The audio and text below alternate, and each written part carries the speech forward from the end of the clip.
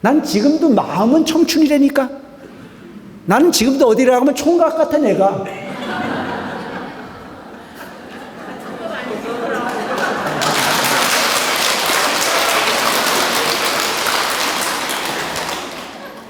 근데 얼마나 웃긴 줄 알아? 우리 유치원 애들이 날 가르쳐. 나 보고 만나는 놈마다 그 할아버지라고 부르지.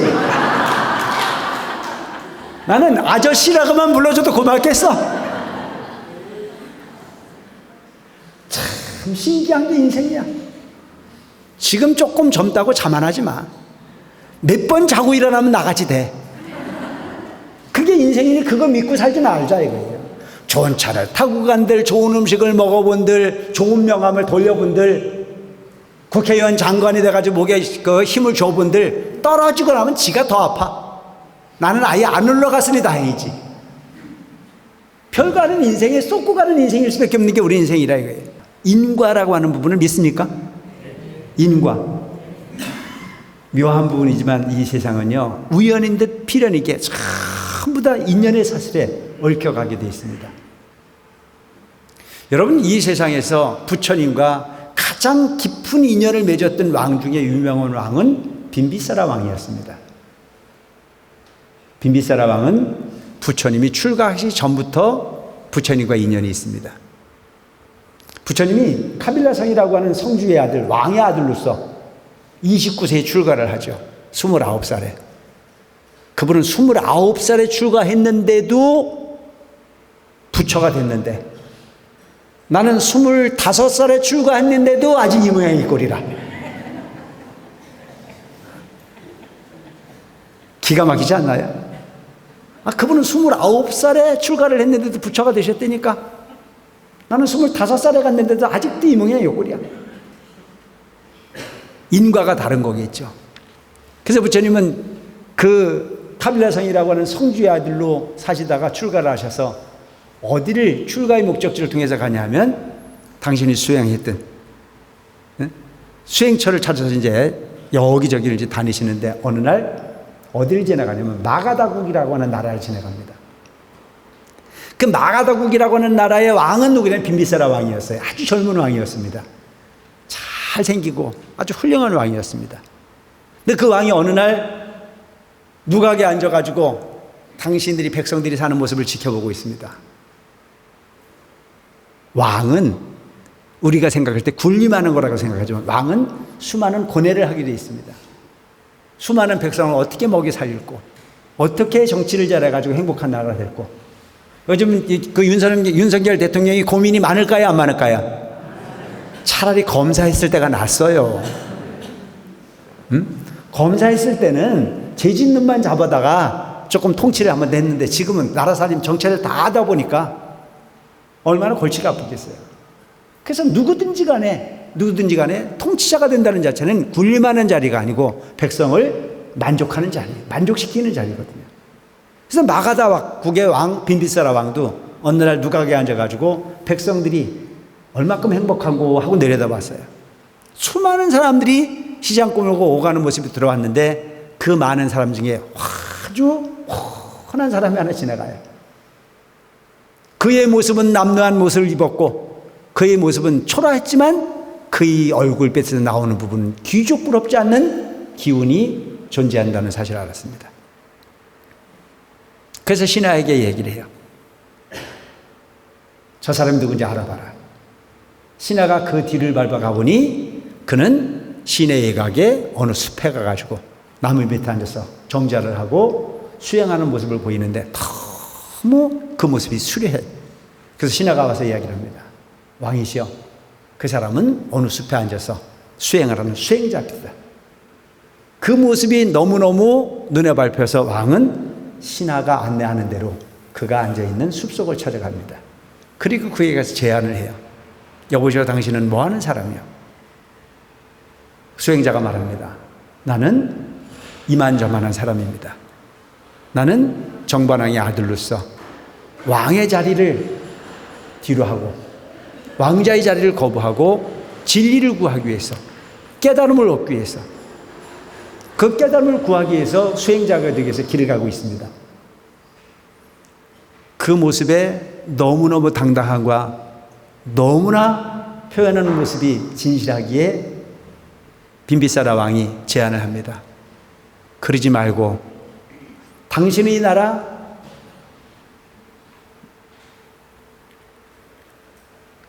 정반왕이 다스리는 그 나라는 적은 나라이지만 마가다국은 큰 나라다. 코사다국과 마가다국이 소위 말하는 쌍벽을 이루는 큰 나라예요. 그러지 말고 나와 더불어 이 마가다국의 반을 너한테 줄 테니까 나와 더불어 정치를 하는 게 어떻겠냐고 거래를 합니다. 여러분, 욕심이 생겨야 안 생겨요? 아니, 나라면 이 나라의 반을, 마가다국이라고 하는 그 엄청 나라의 반을 당신한테 줄 테니까 우리 그러지 말고 같이 정치하자고 얘기를 해요. 근데도 부처님은 노 땡큐, 싫다. 나는 그까지 정치를 통해서 군림하는 왕이고 싶은 생각이 없다. 나는 생, 노, 병, 사하는 모든 중생이 영원한 삶을, 영원한 행복을 완성하는 그 답을 구하고 싶다. 너무나 단호한 서가모니의 이야기에 빈비사라 왕은 이야기를 합니다. 어쩔 수 없어. 당신이 그렇다면 당신의 뜻을 존중하겠습니다. 만약에 언젠가 당신이 원하는 바대로 이 세상의 모든 고통으로부터 자유로울 수 있는 완벽한 진리를 구한다면 그 진리를 나한테 설해 주시오. 내 마땅히 그 가르침을 받겠소. 참 왕도 대단하고 부처님도 대단하잖아요. 그렇게 해서 헤어져서 부처님께서 출가를 소위 결행하셔서 6년의 고행 끝에 깨달음을 얻으시고 가장 먼저 깨달음을 얻고 난 이후에 제도를 하겠다고 약속한 왕 빈비사라 왕을 찾아갑니다. 그 빈비사라 왕이 부처님에게 너무 감동을 해가지고 부처님 제자가 됩니다. 그래서 부처님 당시에 가장 최초의 사찰인 중림정사라고 하는 절을 왕이 지어가지고 부처님께 공양을 올려요. 불사는 적어도 그 정도는 내야 되는데, 그것도 능력이 있어야 되는, 법력이 있어야 되는, 그냥 되는 게 아니에요. 이게 불사나 이런 부분들이 그냥 되는 게 아니더라고요. 사람이 복을 질 수 있는 부분에 맑은 복을 질 수 있도록 터를 잡으면 거기에 공덕을 구하고자 하는 사람이 붙어줘야 소위 불사가 이루어지는 거죠. 그냥 되는 건 아니잖아요. 이미 부처님은 완벽하시니까 가자마자 중림전사라고 하는 절을 지어서 공양을 올려요. 그때 빈비사라 왕이 공양을 올리고 난 이후에 부처님 설법을 듣는데 너무 좋은 거예요. 근데 모든 사람들이 다 부처님의 말씀에 감동하고 따르는데 딱 한 사람, 본인의 부인 케마라고 하는 부인이 있었는데 참 예쁜 보살이 있었어요. 케마라고 하는 빈비사라 왕의 아내가 있었어요. 빈비사라 왕의 아내는 3명이 있었는데 그 중에 첫째 왕비는 그냥 그 코살라국의 공주였었어요. 그래서 그 코살라국의 공주가 국가와 국가대로 혼인을 통한 정혼자였어요. 그래서 바라나시라고 하는 한 도시를 지창금으로 가지고 시집을 온. 근데 이 왕비는 와갖고 애를 못 낳아요. 그래서 애를 못 낳으니까 어쩔 수 없어가지고 두 번째 아내를 낳는데 두 번째 아내는 케마라고 하는 여인인데 이뻐요. 엄청 예뻐요. 마가다국에서 제일 예쁜 여자였어요. 그러니까 첫째 왕비가 애를 못 낳는 것도 못 낳는 거지만 첫째 왕비는 정략 결혼이니까 국가 대 국가로서 약속에 의해서 시집을 온 부분이니까 별로 정을 못 느꼈다가 두 번째 왕비 케마는 너무 이뻐가지고 거기 빠져 있었어요. 빈비사라 왕이. 근데 부처님께서 오셔서 법문을 하는 순간에 모든 부분이 더덥다는 사실을 왕이 알기 시작해요. 근데 모든 대중이 다 부처님 말씀을 잘 들어서 공경하는데 케마는 지 잘생긴 지 이쁜 거 하나 믿고 코방귀를 낍니다. 그 진리가 뭐가 필요해? 나처럼 이쁘면 그만이지. 그런 사람 많이 있잖아. 우리도 지금 보면 조금 잘생겼다고 그러면, 이건 딴 데 가서 얘기하지 마. 지 잘난 맛에 가는 그거 있잖아요. 이걸 내 입으로 어떻게 말을 해? 꼴값이라고. 그러니까 그런 거만함, 뭐 이런 부분으로 해가지고 부처님 말씀을 우습게 아는 거예요. 근데도 빈비사라 왕이 아니다, 부처님 말씀 한번 들어봐라. 대단한 분이다. 그분은 말씀으로 세상을 행복하게 만든다. 그분은 진리를 설하신다. 금고성원의 주인공이다. 여러분 지금 제 말 듣고 행복해요? 네. 고맙습니다. 이게 보통 일이 아니에요. 그래서 그 말씀을 계속 들으라고 이야기를 하는데도 케마는 들을 생각을 안 해요. 하도 간청을 하니까 어느 날 부처님께서 중림정사에서 대중을 많고 설법을 하고 계셨어요. 근데 본인이 한 번 아니라고 부정을 해놓고 부처님 설법을 들으러 가려고 하니까 용기가 나야 안 나야? 그러니까 여러분들 뺄 때 잘 빼셔야 돼. 대낮 하나 빼면 가고 싶어도 못해. 그래서 그 자존심에 너무 펴놓고 법문을 들어갈 수 없으니까 몰래 부처님 설법하는 중림정사를 가본 거예요. 부처님이 이미 아세요. 케마가 온다는 사실을. 대중을 많고 설법을 하는데 그날따라 부처님께서는 조화로 케마보다 훨씬 예쁜 시자들을, 괜찮아 계속해, 훨씬 예쁜 시녀들 부처님에게 부채질을 하게 연출을 합니다. 그리고 그들이 가서 설법을 듣게 해요. 케마가 보니까 세상에서 지가 제일 이쁜 줄 알았는데 부처님 옆에서 부처님 설법 시중을 듣고 있는 보살들이 있는데 본인 알고는 비교할 수 없을 정도로 너무나 아름다운 천상의 여인들도 그보다 이쁠 수 없어. 그런 분들이 뭘 하고 있냐면 부처님에게 부채질을 하고 있죠.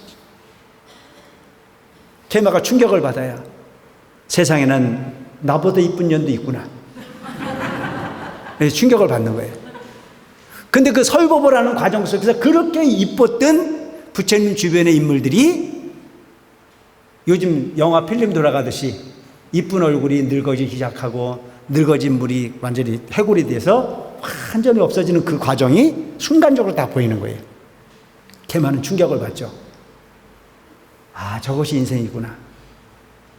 아무리 이쁜 여자도 아무리 건강한 사람이라도 시간이 되면 늙게 돼 있고, 늙으면 병들게 돼 있고, 병들면 죽게 돼 있고, 죽으면 해골로 변하게 돼 있고, 해골은 흙으로 돌아가는 것을 부정할 수 있습니까 없습니까? 꿈 깨세요. 조금 늙었다고 집어넣고 땡기고 온갖 짓을 다 해도 그거 막을 수 없어. 인삼녹용 약을 써본들 소용없어.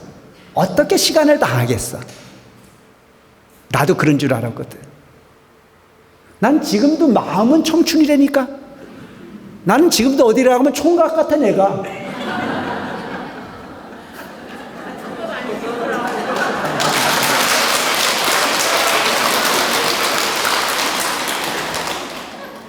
근데 얼마나 웃긴 줄 알아?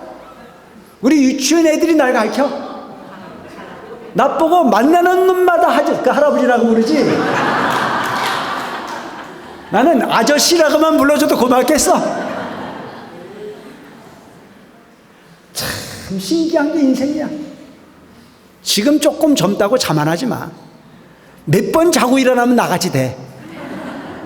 그게 인생이니 그거 믿고 살지 말자 이거예요. 좋은 차를 타고 간들, 좋은 음식을 먹어본들, 좋은 명함을 돌려본들, 국회의원 장관이 돼가지고 목에 그 힘을 줘본들 떨어지고 나면 지가 더 아파. 나는 아예 안 올라갔으니 다행이지. 별거 아닌 인생에 쏟고 가는 인생일 수밖에 없는 게 우리 인생이라 이거예요. 케마는 부처님의 그 인근에서 그 모습을 법력으로 봅니다. 충격을 받아요. 그 충격을 받은 케마가 인생 무상을 스스로 체득하죠. 그러가는 이후에 돌아가서 왕에게 얘기를 합니다. 대왕이시여, 대왕이시여, 청이 있습니다. 뭐냐? 저 부처님 제자로 출가하겠습니다.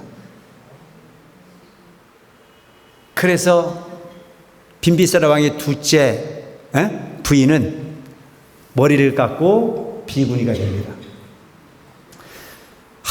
그 빈비사라 왕이 당신이 그렇게 사랑했던, 그렇게 좋아했던 그 마누라를 스님을 만들어서 보낼 때 아까웠을까 안 아까웠을까? 나도 안 물어봐서 몰라. 근데 그 케마가 부처님이 중림정사로 출가할 때 그 장엄한 모습, 왕이 타는 황금마차를 내줍니다.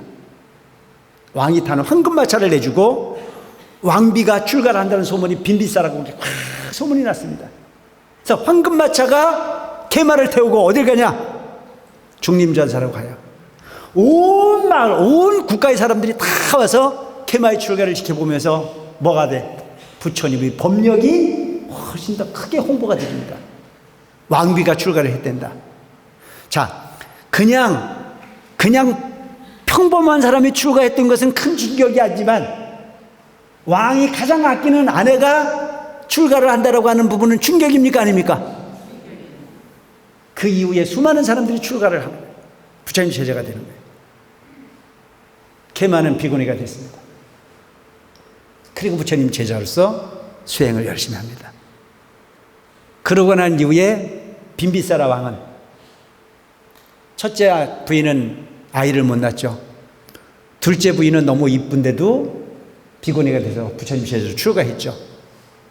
또 장가를 들어야 안 들어야? 들었을까 안 들었을까? 안 들었으면 말이 안 되지. 그래서 세 번째 장가를 들었는데 그 세 번째 장가를 들은 사람이 누구냐면 바로 여러분들이 잘 아는 이재희 보살입니다.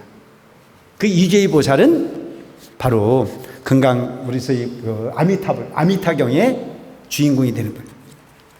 그래서 이분이 이제 결혼을 했는데 어느 날 숨떡 생각해 보니까 왕이 아들이 없어요. 지금까지 아들을 못 낳았잖아요. 나이가 40이 넘은 왕이, 요즘은 40이면 청춘이지만 옛날에 40이면 완전히 이제 그 늙은 왕이 되거든요. 그래서 아들을 낳고 싶은데 아들을 가질 수가 없어요. 그래서 어떻게 할까? 아들이 급해졌어요. 그래야 자기 왕권을 남겨줄 수 있는 그 자식이 있어야 되는데 없으니까. 그래서 너무너무 고민하다가 누구한테 물어봤어요. 내 아들은 어디 있었고?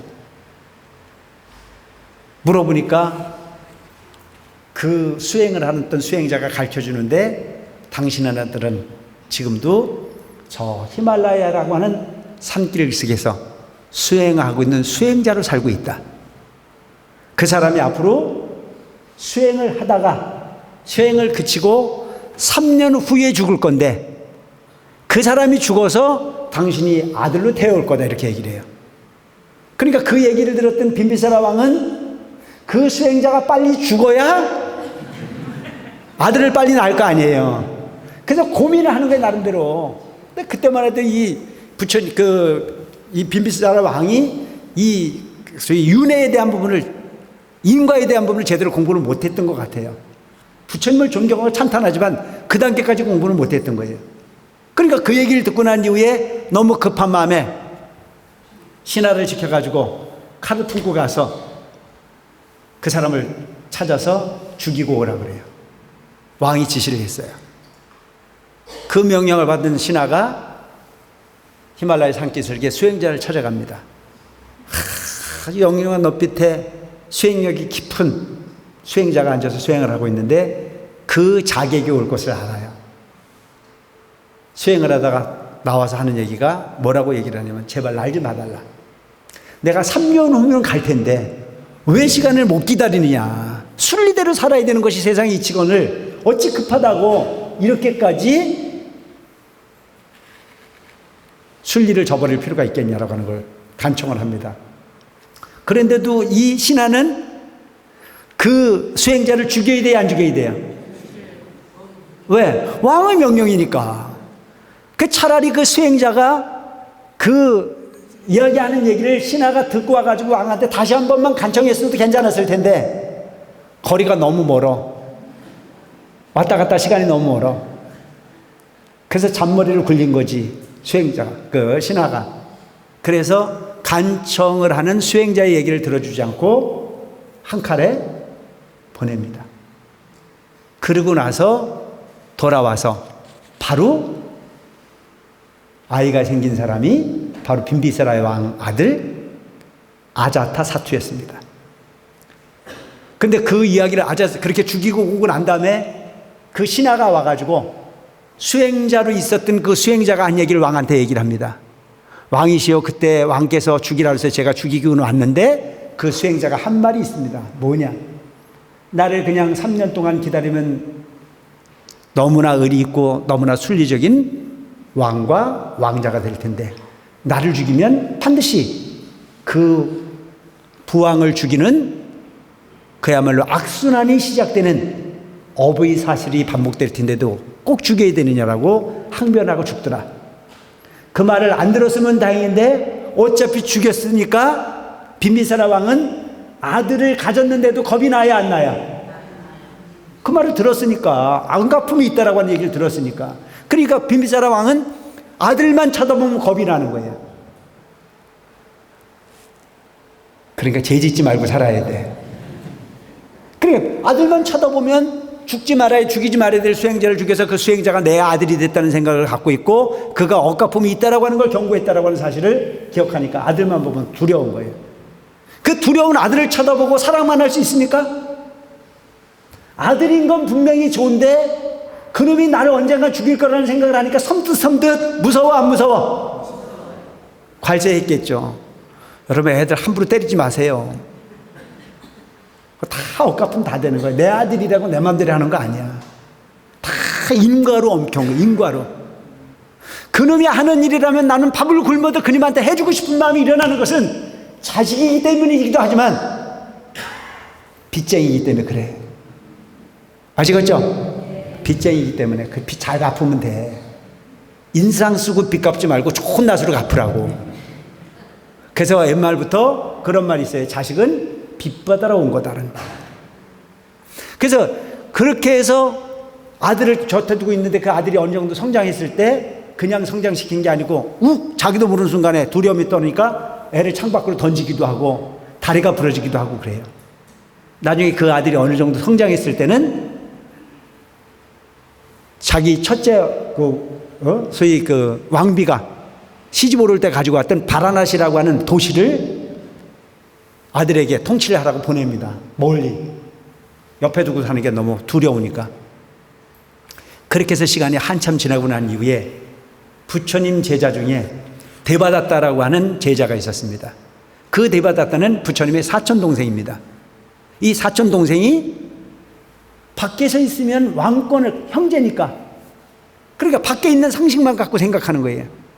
부처님이 깨달은 법력과 이 승단에서 이루어지고 나는 권력을 일반 제자한테 줘야 됩니까? 사촌 형인 자기한테 줘야 됩니까? 계산을 잘해야 돼. 밖의 상식으로 갖고 보면 그 진리의 상속은 사촌 형인 본인이 갖고 싶잖아요. 맞잖아요, 그게. 그런데 부처님이 진리 시각에서 봤을 때는 깨달은 제자가 내 법을 승계하는 게 맞잖아요. 이게 법통이라고 하는 거잖아요. 근데 그 당시에 목련존자와 사리불이 부처님의 최측근의 제자였습니다. 모든 부분이 권한이 부처님이 빈 자리는 목련존자와 사리불이 대신하거든요. 근데 세속적인 인과로 보면, 소위 말하는 그 친인척으로 보면 누가 제일 가까운 사람이에요? 사촌형인 대바다타가 제일 가까운 사람이잖아요. 그 대바다타는 나를 두고 왜 저 사람들한테 권한을 주나 싶은 생각이 들어서 마음이 꼬부라지기 시작합니다. 뭔 말인지 이해가 되겠죠? 그래서 능력이 있는 건 사리불과 목련존자니까 부처님은 능력으로 그들을 보호했고, 대바다타는 세속적 인연이 당신하고 너하고 나하고는 사촌인데 나한테 권한을 줘야지 왜 거기 주나라고 하는 걸로 질투심이 만들어지기 시작합니다. 그래서 어느 날 대바다타가 부처님에게 들어갑니다. 부처님, 섭섭합니다. 왜? 어찌 이 승단에 돌아가는 모든 부분을 목련존자와 사리불과만 상의를 하십니까? 중요한 일이 있다면 나하고 상의를 하셔야죠. 그러니까 부처님께서 거기다 정색을 하면서 뭐라고 얘기하면, 사리부라, 착각하지 말아라. 난 세속의 모든 인연을 다 정리하고 진리를 위해서 출가를 했고 진리를 위해서 승단을 이뤘다. 이 승단의 권한은 당연히 깨달음의 순서요, 공부의 능력이요, 마음씀의 본질을 통해서 승계를 하지, 너하고 나하고 과거에 너하고 나하고 사촌이라는 관계를 통해서 너한테 이익을 우선하거나 너한테 권한을 부여하는 일은 없다고 얘기했거든요. 그러니까 그때 대받았다가 마음에 상처가 일어났어요. 세상에 믿을 놈 더럽게 없네. 사촌도 시간인데도 어떻게 그렇게 냉정할 수 있나. 그래가지고 그때부터 부처님한테 돌아서 가지고 부처님을 죽이려고 하는 거예요. 그래서 자기 조직을 따로 하는 겁니다. 가끔 절에서도 그런 게 있어요. 큰 스님을 바라다 보고 진리만을 위해서 상속할 수 있는 분위기로 가야 되는데도 불구하고 가끔은 저끼리 패를 지는 놈들이 있어요. 내가 누구라고 말은 안 하는데. 그게 정법이 아닌 거예요. 그래서 그 사조직을 만들어가지고 부처님을 죽이려고 코끼리한테 술을 먹여가지고 부처님을 들여받쳐서 해하려고 하기도 하고, 높은 산중턱에서 바위를 굴려가지고 죽이려고도 하고, 여러 부분을 부처님이 해하려고 하지만 그때마다 부처님은 신통력으로 그걸 제어를 해냅니다. 하다 안 되니까 대받았다가 누굴 찾아가냐면은 아까 얘기했던 빈비사라 왕의 아들 아자타사투를 찾아갑니다. 그리고 가서 옛날에 있었던 이야기를, 네 아버지가 너를 죽이려고 왔다. 네 아버지가 너를 사랑하지 않는다. 너는 그대로 그냥 있다가는 왕권이고 뭐고 없이 개털된다. 그래가지고 아자타사투 빈비사라 왕의 아들을 사주를 합니다. 그래가지고 일어난 게 뭐냐면 쿠데타입니다. 그래서 빈비사라 왕을 숙청하고 아자타사투가 왕권을 잡습니다. 그리고 그 아버지 빈비사라 왕은 어떻게 죽는지 알아요? 옥에 갇혀서 굶어 죽어요. 그런데 그 빈비사라 왕이 옥에 갇혀가지고 수행을 합니다. 부처님 가르침을 수행을 해서 부처님의 설법을 듣습니다. 나중에 그 사실은 본인이 당신이 자식으로 찾아오기 전에 수행자로 있었던 그 아들을 죽인 업으로 본인이 공덕을 많이 졌지만 어떻게 죽었냐? 동굴에 갇혀서 죽을 수밖에 없었다라고 하는 인과를 압니다. 인과를 알면 서운한 게 없습니다. 인과를 모르면 억울합니다. 억울함을 가지고 가면 지옥입니다. 벌을 받아도 벌을 받는 이유를 알면 자유로울 수 있습니다. 부처님은 그 인과는 비켜갈 수 없는 부분이 인과이기 때문에 반드시 억가품이 있다라고 하는 부분을 설명합니다. 그래서 아미타경을 설함으로 인해서 그는 부처님을 명호로 불러 정토에 갈 수 있었다라고 하는 부분이 이야기가 지금도 전해지고 있습니다. 여러분들에게 지금 마지막으로 설명드리고 싶은 건 뭐냐면, 바로 이렇게 부처님에게 많은 공양을 올리고 부처님과 가장 첫 번째 인연을 맺어서 부처님에게 사원을 공양한 빈비사라 왕, 그도 역시 공덕은 지었지만 업이라고 하는 부분을 결코 비켜갈 수 없는 일이니 함부로 순서를 어기거나 함부로 이익을 구하기 위해서 상대방의 생명을 해하는 일은 결코 하지 말아야 된다는 사실을 꼭 기억하시고, 부처님 오신 날을 즈음해서 업으로부터 자유로울 수 있는 불자가 되라. 그리고 그 업으로부터 자유로우려면 지혜를 얻어야 된다. 그 지혜를 얻기 위해서는 철저하게 관세음보살 부르고 끊임없는 인연을 이어가기 위해서 노력하는 것만이 가장 가치 있는 일이라고 하는 부분에 말씀을 드리면서 오늘 들어서 없는 본문을 맺겠습니다. 감사합니다.